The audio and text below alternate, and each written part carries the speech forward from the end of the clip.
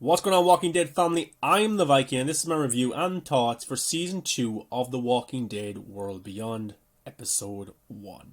The first season of World Beyond was watchable. It was good. I think a lot of us were watching because we wanted to see some connective tissue to Rick Grimes, because the CRM took Rick Grimes. Jadis is supposed to appear this season, but Season 1 was just stuff that we had already really seen before. The kids, the teenagers dealing with how to kill a walker. We've seen this before, and we wanted to see more of the CRM, and we didn't see enough of them, in my opinion. Too much time was spent with the teenagers and them trying to deal with this world that they've never been in before. We've already seen it. So I wanted to see more of that this season, and episode 1 of this season definitely goes into that more, and this season we will see more of the CRM because Jadis will be appearing, and she left with Rick back in season 9 of The Walking Dead.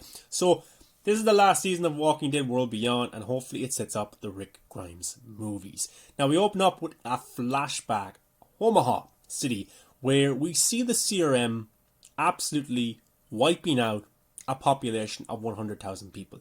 Why is the CRM doing this? You get to see them here. They have the walkers, they lead them to the city of Omaha, and they wipe out these people. If the CRM is trying to build the next world, why are they wiping out a population of people? It's not just 10, 20, 30 a community. It's a city of 100,000 people. And they did the exact same thing to the campus colony. They wiped them out. Why are they killing off people? Because I'm sure there's people within these cities, within these communities that could have been doctors or, very beneficial to the next world, and they just wiped them out. We don't know it yet. I'm sure this season we will find out. But you see them here. They're leading the walkers by helicopter to the walls of Omaha, and then we get to see a shot of the CRM explosives as well that they put outside the walls. Then the walkers can walk right through. It's weird. I don't know why they're doing this. This city was thriving. A population of 100,000 people thriving. These windmills show that. So I am very shocked at what they're doing. I don't know why, and I'm sure we will find out. But of course, at the end of last season, Hope was taken by the CRM because they want her to be a scientist with the CRM, just like her father, the next generation to maybe find a cure, just work for the CRM and tactics against other groups. And we got to see last season that Hope isn't actually the brains of the operation. She is very smart, but also her sister is smart too, Iris. So, the CRM doesn't know about her yet. But, yeah, this season we got to see Hope be taken by the CRM. And instead of being taken back to the headquarters, she's taken to this city here. I think it's Albany. I'm not too sure. And, Elizabeth is like, look, we can't risk taking you back. We can't risk taking troublemakers back who don't really want to be at the CRM. So you can stay in this city. You can try and fight your way out. You won't. Or think about it. We'll come back to you in the morning, and then you can decide whether you want to really come to the CRM. And while, Hope is in this building, she starts to have dream sequences or nightmares about, the campus colony, walkers being in her house, and then she sees a picture of a woman on the wall, and then she hallucinates and thinks the woman is real when actually she's not. And look, we've seen this before in the Walking Dead universe. We've seen dream sequences, and here we don't really have to see it. I don't know why they keep going back to it. Sometimes it's done brilliantly, like the Rick Grimes episode with Shane and Herschel came back, but that's already built up because we love Rick Grimes. With Hope, we're still trying to get to know the character, but actually I think it was more of a test for Hook than anything else, because Elizabeth wants to trust her daughter. Her daughter's been undercover for a very long time. She lived in the campus colony. She was friends with Hope, Iris, and Felix, and she wants to see if she can trust her daughter. So it's kind of more of a test for her, because by putting Hope here in the city on her own, she wanted to see would Hook disobey her orders and go and save Hope, which she didn't. But I can definitely see some sort of confrontation between the mother and daughter this season, because as we go on, I can see Hook realizing that the CRM are pretty bad and they wipe out populations. Then we get to catch up with Iris, with Will, and with Felix, and they find out that the campus colony is gone. And they don't know why it's gone. They don't know who did it. They just think it's been overrun by walkers. You can see the sadness in their eyes here in this scene. Then Will tells us how he escaped the CRM soldiers. It was a bit of a stupid scene because the CRM soldiers are supposed to be smart or well equipped, and then they just they get outsmarted pretty quickly like this. But anyways, So their group is brought to this community called the Perimeter, which is a group that the CRM know about, and they let them live there. They maybe trade with each other, and they just let them live there. But they are under the CRM control, and the community knows that it's risky bringing them in because the CRM is looking for these three people: Felix, Will, and Iris, and it could be bad for their community if the CRM find out.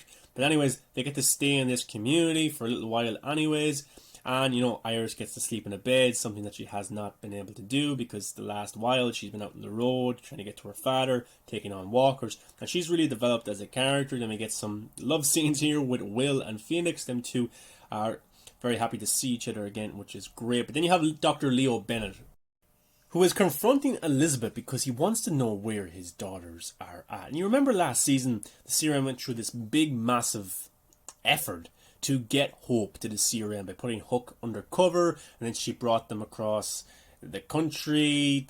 It was stupid. There could have been a better way to do that, and they put the kids in danger, and it was Hook's mission, all that kind of stuff. It was just stupid. It really, really was. But Dr. Leo Bennett is confronting Elizabeth like, where is my daughters? Look, this is stupid. What are you doing? Where is Felix as well? And Elizabeth's like, oh, it's under control. Hope's on the way, and our soldiers, our troops are searching for Felix and Iris, and they should be here pretty soon. Then we have a discussion between Hope and Hook after Hope decides to go back to the CRM. And Hope is like, why do you trust these people?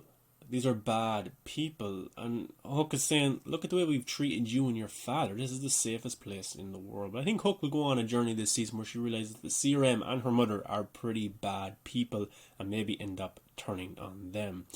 And then we get Iris, who brutally kills a CRM soldier. It just shows you how far this character has come since season 1. Remember, back in season 1, they could barely kill walkers. Now they're killing people. And they have to hide this body of the CRM soldier as well, because the CRM are on their tails.